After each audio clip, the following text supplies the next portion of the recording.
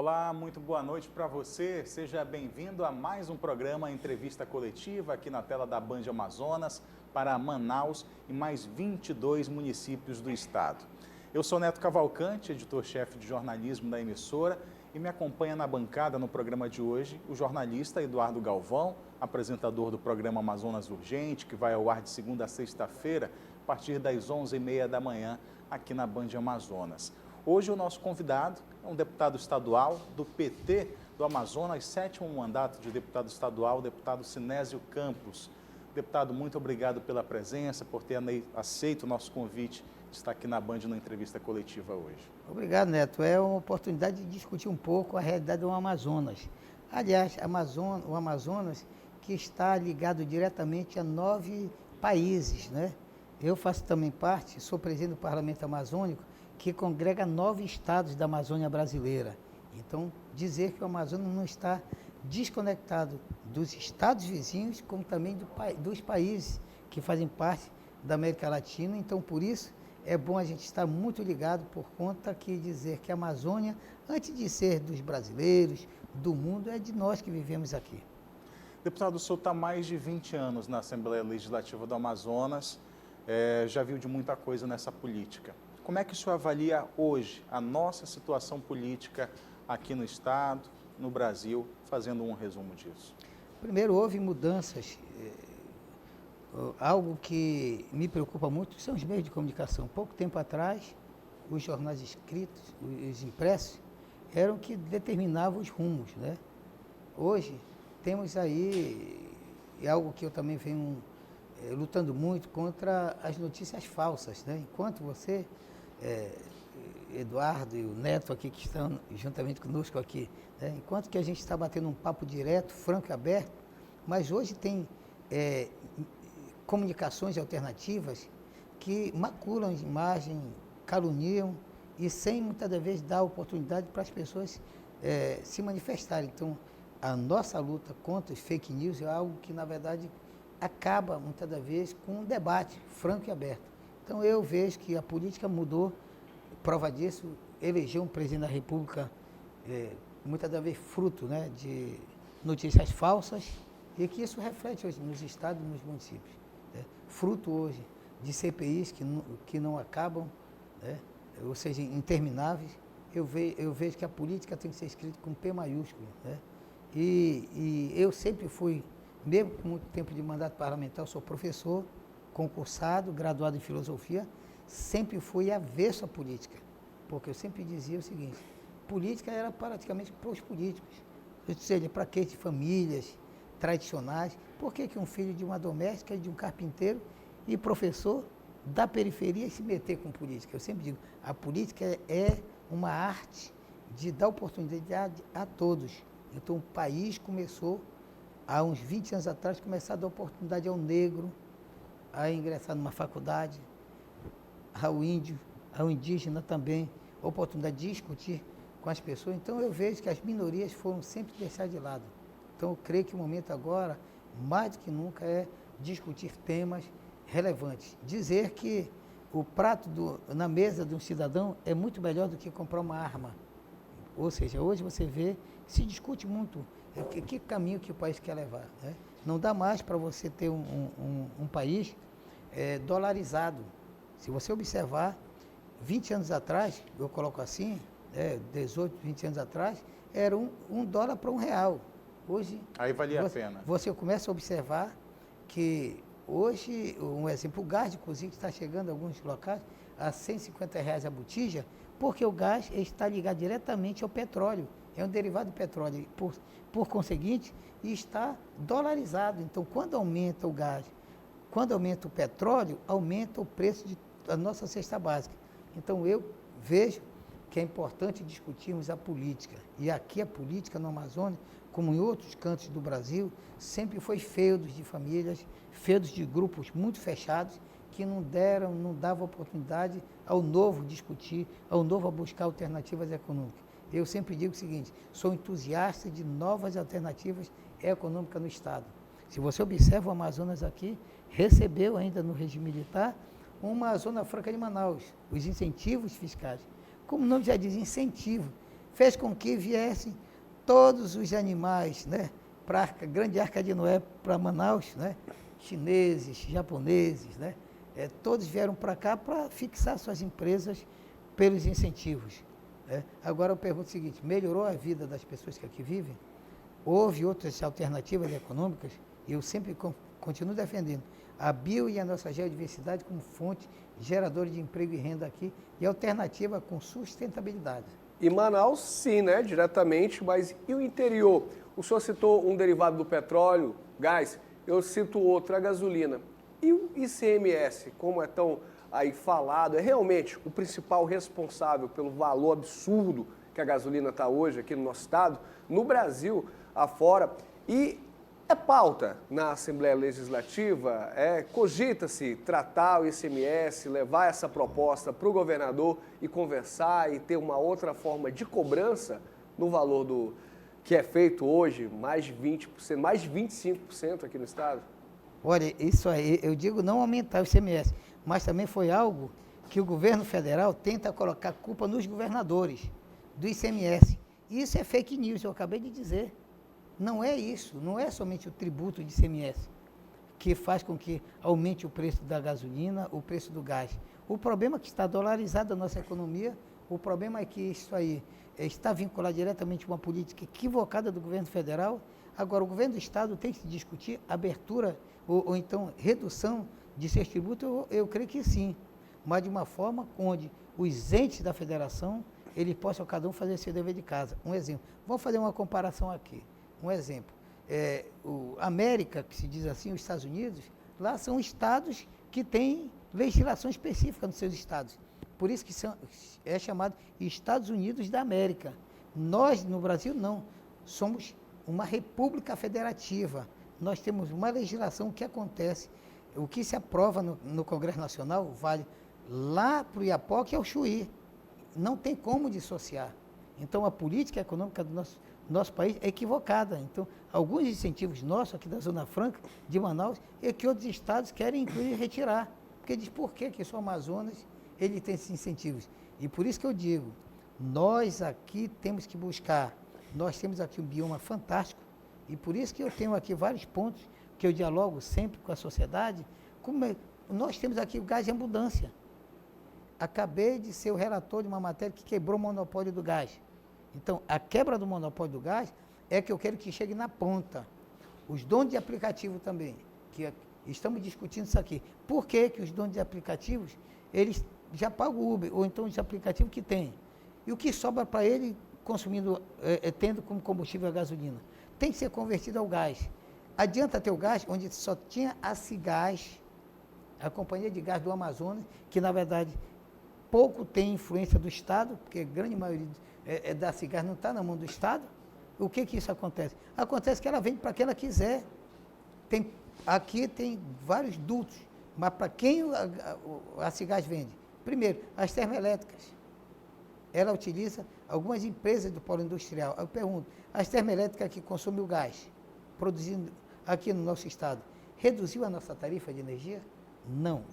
Então você observa que não é essa conta, ela não fecha do jeito que se coloca somente culpar a questão do ICMS. Então, o ICMS é um debate que tem que ser travado, mas primeiro a gente tem que destravar a eficiência dos órgãos que hoje se tem, principalmente o setor elétrico, outro também da questão da área do saneamento, do abastecimento de água da nossa cidade e dos nossos municípios. Então, eu vejo que está na pauta a questão do ICMS, mas o governo federal não pode colocar somente essa responsabilidade do ICMS com um grande vilão da economia do país, que não é. O senhor citou o gás natural e o senhor foi autor da lei, relator da lei do gás natural que tira essa possibilidade do monopólio, né, que abre o mercado do gás aqui no estado. Quando é que o cidadão amazonense vai de fato poder gozar desse benefício, desse material que está aqui debaixo do nosso solo? Quando é que vai ter emprego? Quando é que vai ter gás mais barato? E de onde, desculpa, esse investimento de bilhões viria? Como seria essa arrecadação? Primeiro, agora a iniciativa privada. O grupo da Eneva chegou, né, comprou alguns blocos do gás, é o caso que já está acontecendo aqui em Silves. O Juruá nós temos um potencial fantástico. O que acontece? O que é o monopólio? O monopólio, um detentor da venda, comercialização, para você entender bem, você que está nos assistindo, que é bom você saber. É o seguinte, eu tenho o domínio da venda, da comercialização da água. Então, mesmo que você tenha água em abundância, você não pode vender, um exemplo aqui em Manaus, porque quem pode vender água aqui somente eu, mesmo que você tenha. Então, a quebra do monopólio, o caso nós aqui, tinha um gás, mas o gás estava sendo comercializado para Roraima. Não podia ser vendido nada aqui. Quebrou o monopólio. O que nós temos de gás no Amazonas vai ser vendido para fora? Vai, mas pode ser comercializado para o cidadão aqui. Então, eu vejo, quando quebrou o monopólio, a iniciativa privada também começa a investir e com a concorrência faz bem. Com a concorrência vai fazer com que outras empresas, como a Eneva, que está chegando aqui, possa colocar, inclusive, o gás com o valor muito menor para todos nós. Então, eu creio que aí sim se discute uma legislação, os tributos do que nós estamos produzindo aqui. A Eneva, ela extrai o gás. Ela vai poder distribuir também ou a distribuição vai ficar sempre na mão da Cigás? Da Cigás. Agora, o detalhe é que tem agora outros mecanismos de controle, que a sociedade, ela não tem somente o monopólio, que ela era detentora de tudo, né? Então, eu creio que isso não foi bom. Para a gente que vivia mamando na teta, correto? Queria, na verdade, comercializar para quem bem entendesse. Agora não, eu vejo essa oportunidade que vai abrir. E outra fonte, gera emprego e renda aqui para todos nós. Eu creio que isso aí é o mais essencial, não somente em Manaus, para os municípios, como é o caso hoje de Silves, vive uma realidade diferente, tanto Silves como Itapiranga. Deputado Sinésio, o senhor é um grande defensor também da questão portuária aqui de Manaus. Nós temos aqui um posicionamento geográfico estratégico, né, para escoar toda a nossa produção e até receber os insumos de fora para abastecer o nosso distrito industrial, mas a gente é deficitário de porto, de estrutura para construir grandes embarcações também. Olha, o curioso que não é ausência de porto, a ausência do bom uso do dinheiro público. Se você observar, o DENIT deveria ser responsabilizado. Quando eu falo DENIT, os ministros que já passaram por lá. Porque o que nós temos são portos ineficientes, portos que, na verdade, muitos deles foram para o fundo, que não são adequados para a nossa realidade, é o caso de Parintins. É o cartão postal do Amazonas, é Parintins, Festival Folclórico de Parintins. Mas quantas vezes já não foi para o fundo? Aqui Itacoatiara, que é uma cidade portuária. Manaus, aqui que nós temos um porto, que deveria ser um porto público, que era a nossa alfândega, não é. E nós não temos um porto público que possa atender a demanda. Tem sim, na mão de poucos, que tem outros objetivos aqui. Então, não, inclusive Manaus não tem. E sempre defendi aqui um polo naval, uma área que pudesse atender os barcos que atendem mais de 2 milhões de passageiros que circulam no nosso estado por ano e que, na verdade, não tem. Como é que o porto, inclusive, do entreposto que nós temos, em frente da Manaus Moderna, são balsas comuns. Então, se você observar, Tabatinga, eu estou falando, são 20 municípios, né? Tabatinga está nos assistindo. Tabatinga, olha, você sabe que você em Tabatinga, quando nós estivemos lá, inclusive eu recebi o título de cidadão do Amazonas de Tabatinga. Aquele porto lá do DENIT estava fechado. Sequer os barcos que levavam passageiros e mercadorias daqui de Manaus, ou retornando, sequer poderia parar lá. Tinha um porto privatizado do lado, então a máfia, a malandragem acontece. Um pouco próximo de lá, eu tenho certeza que a banha também cobra, ali São Paulo de Olivença. São Paulo de Olivença, ali próximo do Alto Solimões, lá também o porto está na terra. Ou seja, são portos que o DENIT construiu, o governo federal construiu, sequer levar em consideração a sazonalidade dos rios. Ou seja, tem parte da parte da seca dos rios que o porto não funciona. Dou aqui um exemplo. Correnteza também, né? Tem lugar que não dá para o barco parar. Um exemplo aqui, Novairão. Deputado, a gente vai daqui a pouco continuar nesse assunto, falar também da regulamentação do sistema de transporte de passageiros aqui no estado. A gente vai fazer um breve intervalo aqui na entrevista coletiva e volta em 2 minutos.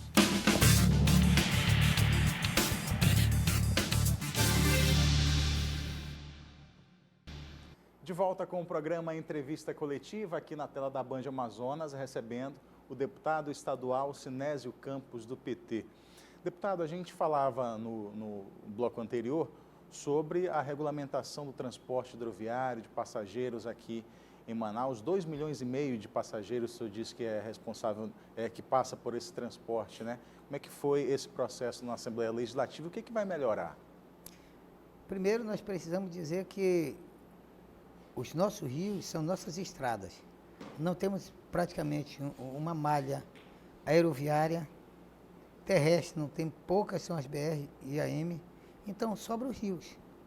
Então, o que precisa ter? Primeiro, o mesmo perfil que se tem em aeroportos, tem que ter nos nossos portos, que possa ser adequado a uma realidade de uma demanda que atende turistas, atende a população que utiliza diariamente para carga de passageiros. Então, o que queremos também? A SAM, que agora é a SERPAM, que ela possa trabalhar a regulamentação, ou seja, desde da utilização de forma sustentável dos resíduos produzidos das embarcações, como também fazer com que os donos de embarcações possam ter como viabilizar financiamento para a renovação de suas frotas, que a grande maioria sequer pode ter seguro, que ainda existe muitos barcos em madeira, e seguradora não faz seguro.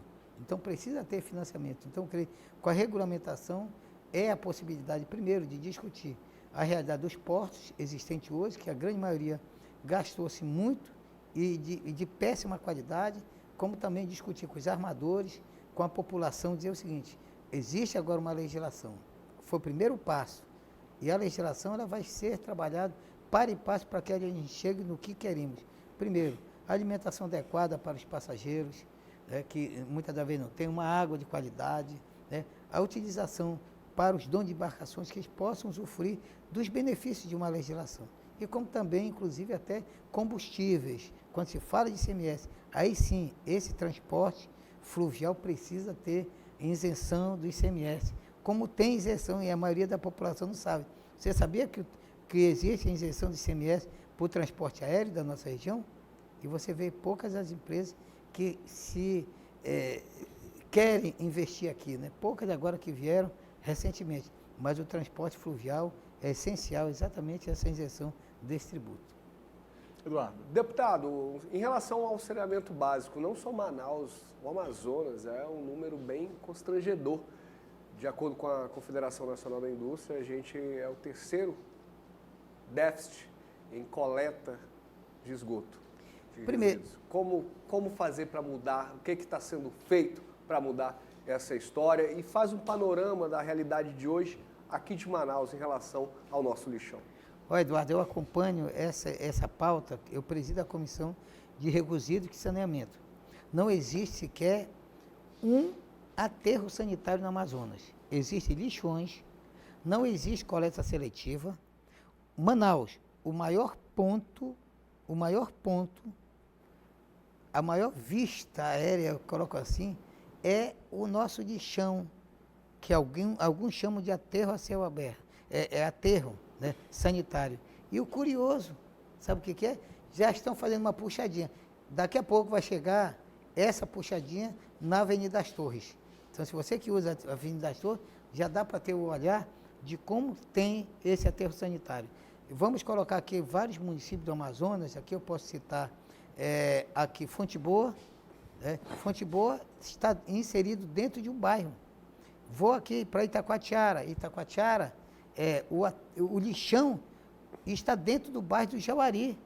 Ou seja, os lençóis freáticos, as nascentes dos nossos rios, estão, na verdade, todas elas contaminadas. Isso acontece também, fizemos 2 audiências públicas em Parintins. A água que a população bebe, Eduardo, lá, está contaminada de metais pesados. Grande maioria porque fizeram tábua de pirulito, onde o sistema de abastecimento de água utilizam a água daquele subsolo e que, na verdade, está contaminado. Só tem um jeito, captação de água do rio, como aqui Manaus já possui. Agora, um detalhe, Manaus, 2 adutoras que possuímos na Zona Oeste, lá na Ponte do Ismael e aí agora na Ponte das Lajes, na Zona Leste. São 2 sistemas de captação de água que possuímos. Mas a água, esse sistema que todo foi privatizado, mas que na verdade nós pagamos uma água muito cara e que, na verdade, precisamos verificar de uma forma mais diferente. Então, aqui em Manaus, estou tratando, inclusive na Assembleia, um novo aterro sanitário. Aliás, um aterro sanitário decente e tem prazo para fechar esse lixão aqui. O prazo dele, no máximo, tem que ser até 2022. Ano que vem, esse lixão, esse cartão postal negativo de quem vem da Venezuela, quem vem daqui de Itacoatiara, de outros municípios, a gente se depara com a maior torcida do Flamengo, porque onde tem urubu, né, que diz a urubuzada, né, é o que temos no nosso lixão, no nosso aterro sanitário. É o ponto mais alto de Manaus. É o ponto mais alto, e eu estou falando, não ironizando, é o ponto mais alto já identificado, que é o aterro sanitário de Manaus, é um cartão negativo para o nosso estado, para a nossa cidade. É uma montanha de lixo, né, Eduardo? Perdão, o que seria feito ali? Seria desativado? Seria realmente aterrado? Porque a situação hoje é o ponto mais alto. Chega ao limite, né? Já está no limite. E onde seriam feito outro? Como é que estão as tratativas com os responsáveis por essa concessão? Tem sugestão aqui de construção de um novo aterro no Iranduba para atender, mas também tem um aterro aqui no 74 que está sendo discutido. Inclusive estão trabalhando em passos largos já, né? Ou seja, estão construindo, agora estamos acompanhando exatamente para não contaminar um outro igarapé. A população que é o do igarapé entorno do Leão, totalmente contra, a população em torno, temos que discutir, dialogar.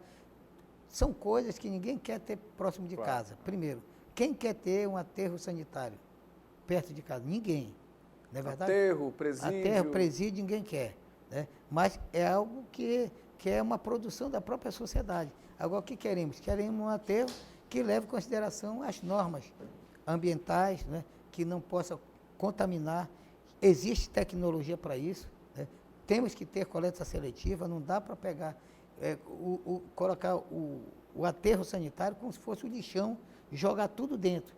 E esse que nós possuímos aqui, Eduardo, é bom que se diga, que no início dele foi colocado de tudo e agora tentam fazer reparação. Ou seja, não adianta colocar o batom na boneca, o batom, porque está todo deteriorado já. Então, está sendo fechado esse aterro, esse lixão, o único de Manaus, e estão buscando em outro local, inclusive dentre eles, na BR-174, ali no quilômetro 10 ao 13. E eu estou acompanhando passo a passo para que esse novo aterro, ele possa estar dentro das normas ambientais, que não possa degradar o nosso meio ambiente e que a gente possa ter Manaus, exatamente o aterro sanitário, que possa ser referência para o resto do estado. Nenhum município, repito, tem aterro sanitário, nenhum. Digo aqui, Coari, eu estive lá recentemente. Coari é um cartão postal também vergonhoso. Eu andei lá dentro do lixão. É algo, inclusive, sub-humano. As pessoas lá vivendo junto com os urubus ali, tentando captar restos de alimento. Restos de alimento é matéria orgânica, poderia ser transformada em adubo. Então, não era para estar ali, né? Misturar lata, plástico, tudo junto. Então, não tem sentido. Hoje, o lixo, em outros países, em algumas cidades brasileiras, o lixo é sinônimo de dinheiro. Aqui nós, no Amazonas, temos o lixo como um grande problema social e ambiental. Prejuízo aos cofres públicos. Exatamente, e para a sociedade também. Deputado, o nosso tempo está chegando ao fim, mas a gente tem temas importantes ainda para tratar com o senhor. O senhor foi sempre um defensor de conseguir extrair algum recurso da natureza de forma responsável, sustentável. O Amazonas precisa fazer um trabalho chamado zoneamento econômico ecológico para entender essas potencialidades. O senhor trabalha para que o babaçu, que é um coco que nós temos aqui, muito mais conhecido, eu acho, até pela larva, né, que os turistas vêm, provam dessa larva, né, do que pela propriedade que ela pode trazer com óleo, enfim. Como é que está o trabalho disso? A gente tem um minuto para falar do babaçu e tem mais assunto ainda. Olha, Neto, o incrível é que quando se fala em babaçu, a gente lembra logo Maranhão, as quebradeiras de coco. No Maranhão. Nós temos mais babaçu aqui do que tem no Maranhão. E o babaçu tem mais de 50 produtos. E fui no Maranhão ver as quebradeiras de coco, fui em Boa Vista do Ramos, fizemos agora uma agenda extremamente positiva em Barreirinha. Ou seja, isto é possível produzir shampoo, merenda escolar, que são vários produtos do babaçu, o carvão vegetal daquele coco, tudo dá para produzir isso aí. Ou seja, com a floresta em pé. Então eu vejo que é uma das alternativas. O manejo do jacaré, que nós temos em abundância, ou seja, alternativa se tem. Não podemos ficar somente refém de uma antiga galinha dos ovos de ouro, que era a Zona Franca de Manaus. Deputado, para chegar, Zona Franca, para chegar todo o insumo aqui e sair daqui também para a Ásia, por exemplo, o projeto Manta Manaus em 30 segundos. Olha, desde do descobrimento do Brasil, as caravelas chegaram pelo Atlântico e na nossa costa está o Pacífico. Como é que chegam os produtos da China que fica no Pacífico? Chega pelo Canal do Panamá. E agora temos uma única rota que pode ser possível, não utilizando mais o Canal do Panamá para o Brasil, não é só para a Zona Franca de Manaus. É o projeto Manta Manaus do Equador. E eu estive lá, viu? Então é possível hoje reduzir em 25 dias os insumos que vêm, os componentes também que vêm da China, do Japão, da Ásia, pelo Pacífico aqui ligando. E o Brasil não tem outro caminho. O resto é litoral do Atlântico, que todo mundo gosta para o Nordeste, né? Mas você vê o Atlântico, mas o Pacífico, quem pode ter essa ligação multimodal é aqui nós, amazonenses. Deputado Sinésio Campos, muito obrigado. Agradecer o Eduardo Galvão mais uma vez pela participação aqui na entrevista coletiva. Deputado, muito obrigado por ter vindo até a Band.